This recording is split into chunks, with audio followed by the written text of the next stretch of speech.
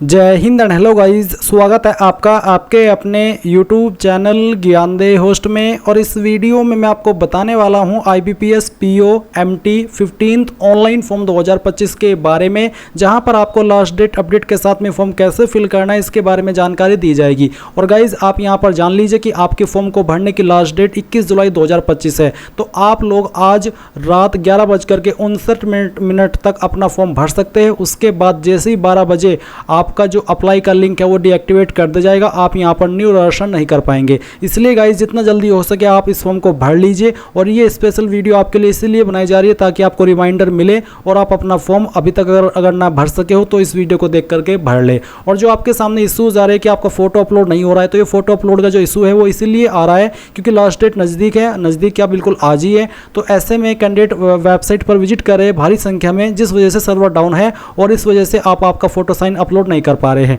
तो आपके पास ये जो रात है, ये रात अगर आप इस रात में अपना फॉर्म कंप्लीट कर लेते हैं तो कर लेते हैं, क्योंकि जो रात के 2 बजे होते हैं, 3 बजे, 4 बजे, उस वक्त वेबसाइट का ट्रैफिक कम होता है और वेबसाइट का सर्वर स्मूथली काम करता है। बट फिर भी मैं आपसे एक सजेशन देना चाहूँगा कि अगर आपको फ़ोटो साइन में इशू आ रहा है तो आपको आपके फ़ोटो का साइज़ ध्यान देना है कि 20 से 50 KB के बीच में रखना है। सिग्नेचर का साइज़ 10 से 20 KB के बीच में रखना है। और अगर फिर भी कोई इशू आए तो आप कमेंट के माध्यम से पूछ लेना। अब चलिए मैं आपको बताता हूँ कि कैसे आपको अप्लाई करना है। तो जो लिंक वीडियो के डिस्क्रिप्शन में दिया है आप ओपन करेंगे, आपको जानने को मिलेगा कि 5208 पोस्ट निकाली है। और फिर से बता दो कि आप अपना फॉर्म 21 जुलाई 2025 रात 11:59 तक अप्लाई कर सकते हैं। फिर यहाँ पर हैंड रिटन डिक्लेरेशन है, ये लाइन आपको एक कोरे कागज के ऊपर लिख करके अपलोड करनी होगी। और वीडियो में आगे चल करके आपको सभी चीज़ें बहुत ही अच्छे से एक्सप्लेन की जाएगी, इसलिए आपको ध्यानपूर्वक वीडियो को देखना है। अब आप यहाँ पर इंपॉर्टेंट लिंक के सेक्शन में आएंगे और अप्लाइंग ऑनलाइन लिंक ओपन करेंगे। अब गाइज आपके सामने यहाँ पर ये जो पोर्टल है अप्लाई का वो आ जाएगा। और यहाँ पर आ जाने के बाद में आप click here for new registration, इसके ऊपर क्लिक करेंगे। इसके ऊपर क्लिक करने के बाद आपके सामने कुछ ऐसा इंटरफेस आएगा। अब आप यहाँ पर जो आपका फर्स्ट नेम है वो एंटर करेंगे और फर्स्ट नेम को दोबारा डाल करके आपको यहाँ पर वेरीफाई करना है। फिर मिडिल नेम डालना है, नहीं है तो आप खाली छोड़ देंगे। उसके बाद में जो आपका लास्ट नेम है वो आप एंटर करेंगे। लास्ट नेम को दोबारा डाल करके वेरीफाई कर देंगे। एंड देन मोबाइल नंबर डालेंगे। मोबाइल नंबर को दोबारा डाल करके वेरीफाई करेंगे।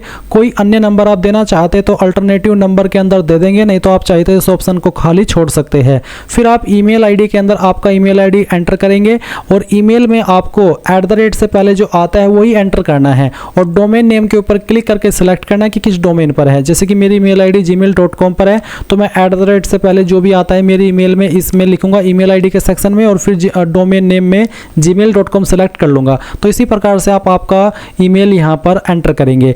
एंड कन्फर्म ईमेल आईडी के अंदर आपको कंप्लीट ईमेल आईडी डालनी है, कोई डोमेन नेम सेलेक्ट करने की आवश्यकता नहीं है। फिर आप ये सिक्योरिटी कोड डालेंगे, सभी जानकारी चेक करते हुए सेव एंड नेक्स्ट के ऊपर क्लिक करेंगे। अब गाइज आपका जो रजिस्ट्रेशन है वो कंप्लीट हो जाएगा और आपको रजिस्ट्रेशन नंबर एंड पासवर्ड की जानकारी आपकी डिस्प्ले के ऊपर भी दिखाई जाएगी। सेम जानकारी आपको ईमेल और मैसेज के माध्यम से सेंड कर दी गई है।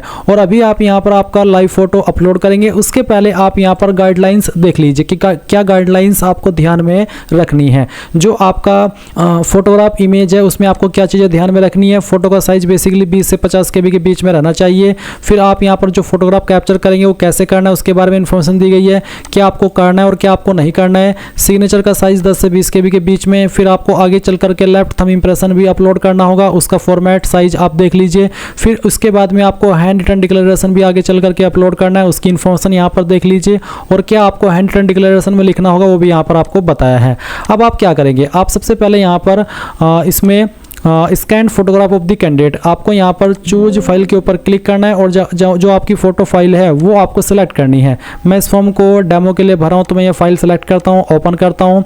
इसके बाद यहाँ पर देखेंगे अब photograph file name space not allowed, यानी कि अगर आपकी फाइल नेम के अंदर फोटोग्राफ में स्पेस है तो वो अपलोड नहीं हो पाएगी, इसलिए आपको इस चीज़ का भी ध्यान रखना होगा। तो गाइज मैं इस फॉर्म को डेमो के लिए भर रहा हूँ तो मैंने एक रैंडम फाइल यहाँ पर सेलेक्ट की है और जो फाइल आप सेलेक्ट करेंगे अपनी इमेज की वो यहाँ पर इस तरह से आ जाएगी। बस ध्यान में आपको ये रखना है कि आपके फोटो का साइज 20 से 50 KB के बीच में रहना चाहिए। अब आप यहाँ पर कैप्चर फोटो के ऊपर क्लिक करेंगे और अगर आप मोबाइल से अपलोड करना चाहे तो आप क्लिक है टू स्कैन, इसके ऊपर क्लिक करके स्कैनर को स्कैन करके अपना फोटो मोबाइल से भी अपलोड कर सकते हैं। तो चलिए मैं यहाँ पर कंप्यूटर से कैप्चर कर लेता हूँ।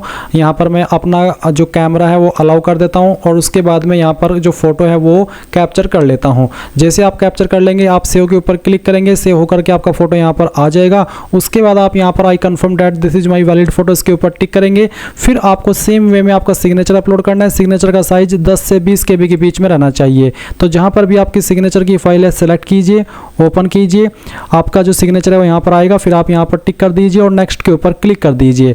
अब गाइज आप यहाँ पर इस फॉर्म के सबसे महत्वपूर्ण पार्ट पर आ जाएंगे। तो गाइज यहाँ पर जब आपके सामने बेसिक डिटेल का सेक्शन आ जाए तो सबसे पहले आपको आपकी कास्ट कैटेगरी सेलेक्ट करनी है, जैसे कि general, EWS, OBC, NCL, ST, SC जो भी है वो आपको यहाँ पर सेलेक्ट कर लेनी है। जैसे कि अगर मैं एग्जांपल के लिए OBC सेलेक्ट करूँ तो आप वो देख सकते हैं। और उसके बाद में आप यहाँ पर कुछ और सवालों के आंसर करेंगे। जैसे कि एक सवाल है कि are you a person with benchmark disability of 40% and above, यानी कि क्या आप विकलांग हैं और आपकी विकलांगता 40% या उससे ज़्यादा है। अगर है तो यस, और यस करने पर आपके सामने ये ऑप्शन एक्टिव होंगे। अगर आप विकलांग नहीं है तो आप नो कर देंगे। नो करने के बाद में यहाँ पर ये जो नीचे सवाल आप देख पा रहे हैं सभी विकलांगता से जुड़े हुए हैं, आपको इनका आंसर करने की कोई आवश्यकता नहीं है। एक और सवाल है विकलांग से जुड़ा हुआ जो कि आपको आंसर करना होगा, यह है are you a person with specified disability covered. Basically क्या इस सेक्शन के अंतर्गत जो प्रॉब्लम होती है उसमें लिखने के लिए एक कैंडिडेट को स्क्राइब चाहिए होता है। तो क्या आप ऐसे कैंडिडेट हैं, आपको लिखने में प्रॉब्लम है और आपको उसके लिए स्क्राइब चाहिए, तो आप यहाँ पर यस करेंगे। बट अगर आप ऊपर वाले की दया से बिल्कुल ठीक ठाक है तो आप यहाँ पर नो कर देंगे। फिर आप नीचे की तरफ आएंगे और एक और सवाल है कि whether serving in government, quasi government, public sector undertaking, क्या आप अभी सेवा कर रहे हैं इनमें से किसी गवर्नमेंट में, including nationalised banks and financial institutions. अगर हाँ तो यस, नहीं तो आप नो करेंगे। क्या आप एक्स सर्विसमैन है, अगर हाँ तो यस, नहीं तो आपको नो करना है। उसके बाद नीचे की तरफ आएंगे और देखेंगे रिलीजन, तो जो भी आपका रिलीजन है वो रिलीजन आपको यहाँ पर सिलेक्ट कर लेना है। तो आप यहाँ पर रिलीजन सिलेक्ट कर लेंगे। फिर पूछा कि क्या आप रिलीजियस माइनॉरिटी कम्युनिटी से बिलोंग करते हैं, अगर हाँ तो यस, नहीं तो आप नो करेंगे। उसके बाद में गाइज आप यहाँ पर देखेंगे आपसे एक सवाल पूछा है कि have you appeared for the CWE CRP PO MT अर्लर, क्या आपने इसके लिए पहले भी अटैम्प्ट किया है। अगर हाँ, अगर आपने प्रीलिम एग्जाम दिया हो तो वो अटैम्प्ट में काउंट नहीं होता। अगर आपने मेन एग्जाम दिया तो वो अटैम्प्ट में काउंट होता है। तो अगर आप अपीयर्ड हुए तो यस करके आप यहाँ पर बताइए कि कितने अटैम्प्ट आपने दिए हैं और आपका इससे पहले का जो अटैम्प्ट है वो कौन सा था, वो आपको सेलेक्ट करना होगा। पर अगर आप यहाँ पर पहली बार इस फॉर्म को भर रहे हैं तो आप नो कर दीजिए और फिर ये सब इन्फॉर्मेशन आपको भरने की आवश्यकता नहीं पड़ेगी। फिर एक और सवाल है कि are you a trained apprentice of any of the participating public sector banks, State Bank of India, any other BFSI sector, अगर हाँ तो यस, नहीं तो आप नो कर देंगे। बेसिकली है कि क्या आपने ट्रेड जो अप्रेंटिस होती है क्या आपने किसी बैंक से की है, अगर हाँ तो यस, नहीं तो आपको नो ही करना है। फिर एक और सवाल है कि did you register on national apprenticeship training scheme NATS portal before applying for apprenticeship in the bank BFSI sector, यानी कि अगर आप अप्रेंटिस की हो किसी बैंक से तो क्या आपने NATS पोर्टल के ऊपर भी जो पोर्टल अप्रेंटिस के लिए है उसके ऊपर भी रजिस्ट्रेशन किया है, अगर हाँ तो यस, नहीं तो आप नो कर देंगे। फिर नीचे की तरफ आपको नेशनलिटी अपनी सेलेक्ट कर लेनी है। फिर उसके बाद में पूछा कि कौन सी स्टेट के अंदर आपका जो प्रीलिम एग्जाम सेंटर है वो बिलोंग करना चाहते हैं, तो आप यहाँ पर वो स्टेट सेलेक्ट कर लीजिए। उसके बाद में किस सिटी के अंदर चाहते हैं वो सिटी आपको यहाँ पर सेलेक्ट कर लेनी है। उसके बाद में आता है सेंटर फॉर मेन एग्जामिनेशन, तो मेन एग्जाम किस सिटी के अंदर चाहते हैं इनमें से वो आप यहाँ पर सेलेक्ट कर लीजिए। फिर आपको यहाँ पर एक ऑप्शन देखने को मिलेगा कि I intend to bring the following ID, आप इसके ऊपर टिक करके कौन सी आईडी आप ले जाना चाहते हैं आपके एग्जाम सेंटर पर वो आप सेलेक्ट कर लीजिए। और जो भी आईडी आप सेलेक्ट करते हैं उसका नंबर आपको आईडी प्रूफ नंबर के अंदर डाल देना है। अब आप आपकी डेट ऑफ बर्थ एंटर करेंगे, तो पहले डे सेलेक्ट कर लेना, उसके बाद में आपका मंथ और फिर जो भी ईयर है वो भी आप सेलेक्ट कर लेंगे। इसके बाद में गाइज आप यहाँ पर नीचे देखेंगे जेंडर, तो जो भी आपका जेंडर है वो आपको सेलेक्ट कर लेना है। फिर मैरिटल स्टेटस क्या है, अनमैरिड, मैरिड, विडो, विडोवर, जो भी है वो आप सेलेक्ट कर लेना। फिर एक और सवाल है कि I hereby voluntarily consent to use of my Aadhaar number at various stages of examination under common recruitment process, तो आप यहाँ पर यस कर दीजिए अगर आप कंसिडर अपना जो आधार की डिटेल है वो देना चाहते हैं। अगर नहीं देना चाहते तो नो करेंगे, और अगर देना चाहते तो यस करके आपका आधार कार्ड का नंबर डाल देंगे और उसके बाद में पैन कार्ड का नंबर भी यहाँ पर दे देना। फिर पूछेगी कि आप जुड़वा भाई बहन हो, अगर हाँ तो यस, नहीं तो आपको नो करना है। अगर आप जुड़वा है तो आपको यस करके आपके जुड़वा का जेंडर बताना है और उसका नाम भी बताना होगा। फिर आप नीचे की तरफ आएंगे और देखेंगे फादर नेम, तो आपका फादर नेम आपको यहाँ पर एंटर करना है। फिर आपको यहाँ पर आपका मदर्स का नेम भी एंटर कर देना है। इसके बाद है एड्रेस फॉर कॉरेस्पॉन्डेंस, यानी कि प्रेजेंट एड्रेस की जानकारी। तो जो आपका प्रेजेंट एड्रेस है वो आप यहाँ पर एड्रेस लाइन 1, 2, 3 यानी कि आपके एड्रेस का थोड़ा थोड़ा पार्ट इन तीनों लाइन के अंदर डाल देंगे, क्योंकि आप देख सकते हैं कि एक कॉलम के अंदर आप मैक्सिमम 35 कैरेक्टर से ज़्यादा नहीं लिख सकते। उसके बाद आप आपकी स्टेट सेलेक्ट करेंगे, फिर आपकी डिस्ट्रिक्ट कौन सी है और डिस्ट्रिक्ट आप सेलेक्ट कर लेंगे, और डिस्ट्रिक्ट सेलेक्ट करने के बाद में जो आपका पिन कोड है वो भी आपको यहाँ पर डाल देना है।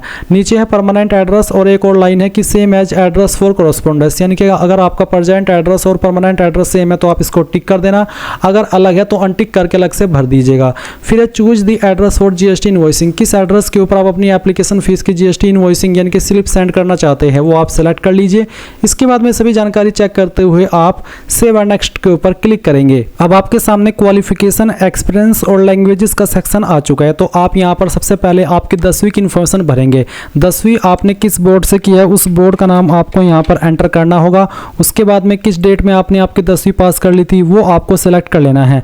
आप यहाँ पर पहले ईयर सेलेक्ट कर लेंगे, फिर उसके बाद में आपका मंथ और फिर यहाँ से डे, तो आपका इस तरह से डेट आ जाएगा। परसेंटेज आपकी कितनी थी वो आप यहाँ पर डाल देंगे। अब बहुत सारे कैंडिडेट ऐसे भी होंगे जिनके नंबर CGPA के अंदर थे, तो उनको यहाँ पर अपने नंबर को परसेंटेज के अंदर कन्वर्ट करना होगा और फिर परसेंटेज को मेंशन करना होगा, यानी कि यहाँ पर लिखना होगा। क्लास ग्रेड आपकी क्या थी, फर्स्ट, सेकंड या पास।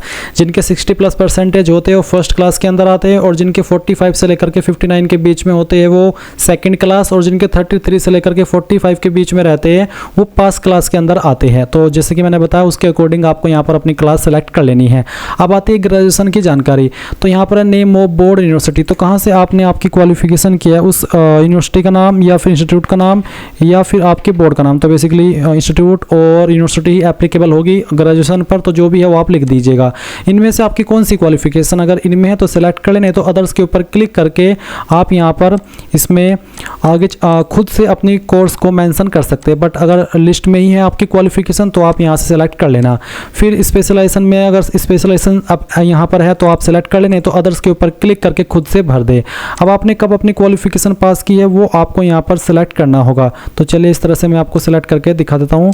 तो इस तरह से आप सेलेक्ट कर लेंगे। फिर आपको आपकी परसेंटेज एंटर कर देनी है और उसके बाद में आपको आपकी जो क्लास है वो सेलेक्ट कर लेनी है। अब अगर आपने PG डिग्री किया तो सेम तरीके से अपनी जानकारी यहाँ पर भर दीजिए जैसे कि अभी आपने ग्रेजुएशन की भरी है। और अगर आपके पास कोई प्रोफेशनल क्वालिफिकेशन है उसकी जानकारी भी आप भर सकते हैं। कोई अतिरिक्त क्वालिफिकेशन है अदर, तो वो भी आप यहाँ पर भर सकते हैं। फिर एक और सवाल है कि do you have operating and working knowledge in computer system, क्या आपको कंप्यूटर की नॉलेज है? अगर है तो यस, नहीं तो आप नो करेंगे।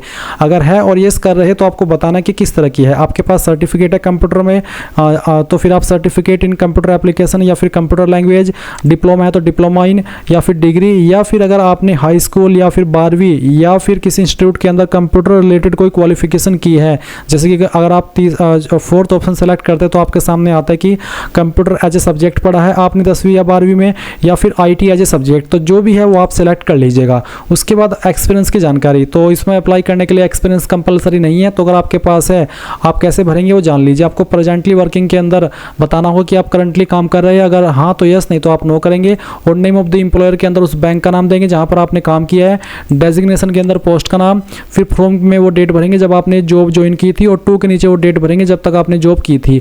नेचर ऑफ ड्यूटीज़ किस तरह की थी वो बताएंगे, क्यों आपने जॉब छोड़ी वो आप रीजन ऑफ लिविंग में छोटा मोटा रीजन जो भी देना चाहे दे सकते हैं। फिर आप उसको यहाँ पर ऐड कर देंगे। अब अदर डिटेल में आपसे पूछा कि क्या आप प्री एग्जाम ट्रेनिंग लेना चाहते हैं जो कि SC ST OBC और रिलीजियस माइनॉरिटी कम्युनिटी को मिलती है। अगर हाँ तो यस, और यस करने पर आपको ये भी बताना होगा कि कहाँ पर लेना चाहते हैं टाइम आने पर, नहीं तो आप नो भी कर सकते हैं। उसके बाद में पूछा कि क्या आप कभी किसी कोर्ट के द्वारा फाइन किए गए हो, आपके ऊपर कोई केस चला है, कोई केस पेंडिंग है, कोई FIR हुई है। अगर हाँ तो यस, नहीं तो आप नो कर देंगे। उसके बाद लैंग्वेज नोन, कौन कौन सी लैंग्वेज आती है, जैसे कि मैं यहाँ पर हिंदी सेलेक्ट करता हूँ। हिंदी पढ़नी आती है तो रीड को टिक कर देना, लिखनी आती है तो राइट को, और बोलनी आती है तो यहाँ पर इसको स्पीक को भी कर देना। फिर इसी प्रकार से इंग्लिश आपको पढ़नी आती है, लिखनी आती है और बोलनी आती है। अगर बोलनी आती है तो तभी टिक करिएगा, अगर आपको फ्लुएंट इंग्लिश बोलनी नहीं आती तो आप इसको अनटिक भी कर सकते हैं। कोई तीसरी लैंग्वेज आती है तो अदर्स के ऊपर क्लिक करके उस तीसरी लैंग्वेज को यहाँ पर मेंशन कर देना, और उसके बाद में उसका जो स्टेटस है वो इस तरह से आप टिक करके बता दीजिएगा। फिर आप सेव एंड नेक्स्ट के ऊपर क्लिक करिएगा। अब आपके सामने प्रेफरेंसेस का ऑप्शन आ चुका है, तो आपको बताना कि आप किस बैंक को किस नंबर पर प्रेफरेंस देना चाहते हैं। तो चलिए हम यहाँ पर इस तरह से इनको प्रेफरेंस दे देते हैं। ये आपकी चॉइस के ऊपर डिपेंड करता है कि आप किस बैंक को किस नंबर पर रखना चाहते हैं। तो मैंने इनको यहाँ पर इस तरह से प्रेफरेंसेस दे दी है। अब आप नीचे की तरफ आएंगे, सेव एंड नेक्स्ट के ऊपर क्लिक कर देंगे। अब आपके सामने आपके फॉर्म का प्रीव्यू आ चुका है। जो भी जानकारी आपने शुरू से लेकर अभी तक भरी है वो सभी आप यहाँ पर चेक कर सकते हैं। जब आपको लगे कि यहाँ सभी जानकारी सही है तो आप नीचे की तरफ आएंगे और इसमें आई एग्री के ऊपर क्लिक करेंगे। सेकंड ऑप्शन है कि I confirm that my name as filled by me in the application form exactly matches with the name in my ID proof, यानी कि मेरा नाम जो मैंने फॉर्म के अंदर भरा है वो और जो मेरी आईडी है वो उसके अंदर बिल्कुल सेम है, तो आप सेकंड वाले के ऊपर टिक कर देंगे। पर गाइज अगर आपका नाम आपकी आईडी के अंदर अलग है और आपने जो फॉर्म के अंदर भरा है वो अलग है तो आपको ये सेकंड वाला टिक नहीं करना है, आपको तीसरे नंबर वाला टिक करना है। तो मेरा सेम है तो मैं यहाँ पर सेकंड वाला टिक किया हूँ और उसके बाद में आप कंप्लीट रसन इसके ऊपर क्लिक करेंगे और यहाँ से ओके कर देंगे। अब ओके करने के बाद में आपको यहाँ पर लेफ्ट थंब इंप्रेशन अपलोड करना है, साथ ही हैंड रिटन डिक्लेरेशन अपलोड करेंगे। इसमें आपको क्या लिखना है वो जान लीजिए। जो लिंक मैंने आपको वीडियो के डिस्क्रिप्शन में दिया हुआ यही आप ओपन करेंगे, इसमें आपको एक हेडिंग मिल जाएगी। इस हेडिंग में जहाँ पर आपको नाम लिखने को बोला है वो आप नाम लिख लीजिएगा और बाकी की लाइन आपको ऐसे लिख देनी है। सेम लाइन आप यहाँ पर जो आपको गाइडलाइंस दी है उसके अंदर भी देख सकते हैं। ये लाइंस आपको अपने हैंड से रिटर्न करनी होगी। जिसका जो साइज है वो कितना रहना चाहिए वो भी आप यहाँ पर चेक कर सकते हैं, 5 से 100 KB के बीच में, और फॉर्मेट JPEG या फिर JPG का। तो आपको यहाँ पर पहले तो लेफ्ट थंब इंप्रेशन अपलोड करना है, तो जहाँ पर भी लेफ्ट थंब इंप्रेशन है वो आपको यहाँ पर सिलेक्ट कर लेना है। तो चलिए मैं यहाँ पर इसको सेलेक्ट करता हूँ, ओपन करता हूँ। आपकी फाइल यहाँ पर इस तरह से आएगी, आप इसको ओके कर दीजिए। फिर आपको जो हैंड रिटन डिक्लेरेशन है वो अपलोड करना है, तो फाइल को सिलेक्ट कीजिए, ओपन कीजिए, आपके सामने प्रीव्यू आएगा इस तरह से, यहाँ से ओके कर दीजिए। फिर आपको 10वीं का जो सर्टिफिकेट है वो भी अपलोड कर देना है और इसका फॉर्मेट PDF का रखा है। अब अगर आपका ये इमेज के अंदर है तो आप इसको PDF में कैसे बनाएंगे वो जान लीजिए। आप गूगल के अंदर आइएगा और सर्च कीजिएगा इमेज टू PDF। पहले वाली जो वेबसाइट आएगी इसको ओपन कर लेना, सिलेक्ट JPG इमेजेस के ऊपर क्लिक करना और जहाँ पर भी आपका 10th का सर्टिफिकेट है वो आपको सेलेक्ट करना है। फिर कन्वर्ट टू PDF के ऊपर क्लिक करना है और उसके बाद में डाउनलोड PDF के ऊपर क्लिक करेंगे और फिर आप इस फाइल को यहाँ पर अपलोड कर देंगे। चूज फाइल के ऊपर क्लिक कीजिए, फाइल सेलेक्ट कीजिए और यहाँ से ओपन कर दीजिए, तो आपकी फाइल अपलोड हो जाएगी। इसमें भी बोला है कि आपको फाइल नेम के अंदर स्पेस नहीं देना है, नहीं तो वो फाइल अपलोड नहीं हो पाएगी। इसके बाद में आप यहाँ पर I confirm the handwritten declaration and thumb impression uploaded above are valid, आप इसके ऊपर टिक करिएगा। फिर एक और सवाल है कि I agree to connect to DigiLocker to fetch my details, जैसे कि name, DOB, mobile number, gender, Aadhaar number, SSC graduation details. अगर आप डिजिलॉकर से भी अपनी डिटेल्स फैच कराना चाहते तो आप यस करेंगे।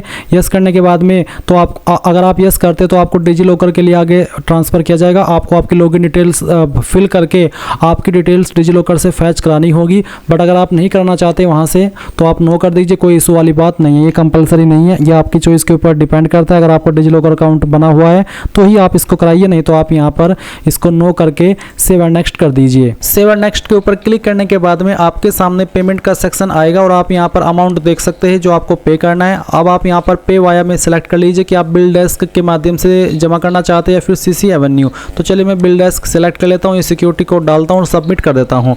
अब आपको यहाँ पर पेमेंट के मेन पेज पर ट्रांसफर किया जाएगा। आप आपकी application fees, credit card, debit card, internet banking, wallet cash card, QR इनमें से किस माध्यम से जमा करना चाहे वो कर सकते हैं। यहाँ पर आप इन्फॉर्मेशन जब आप भरेंगे अपनी और फिर उसको डिटेल डाल करके मेक पेमेंट पर क्लिक करेंगे, देन गाइज यहाँ पर आपको आपका जो पेमेंट सक्सेसफुल हो जाने के बाद में फाइनल प्रिंट आउट मिल जाएगा और फाइनल प्रिंट आउट लेने के बाद में आपका फॉर्म सबमिट माना जाएगा। और इस तरह से गाइज आप लोग आपका IBPS PO 15th online form 2025 भर पाएंगे। आई होप ये प्रोसेस आपको पसंद आया होगा। कोई सवाल डाउट रह गया हो आपका किसी भी चीज़ को लेकर के तो वो आप कमेंट के माध्यम से पूछ लेना। Thanks for watching. जय हिंद।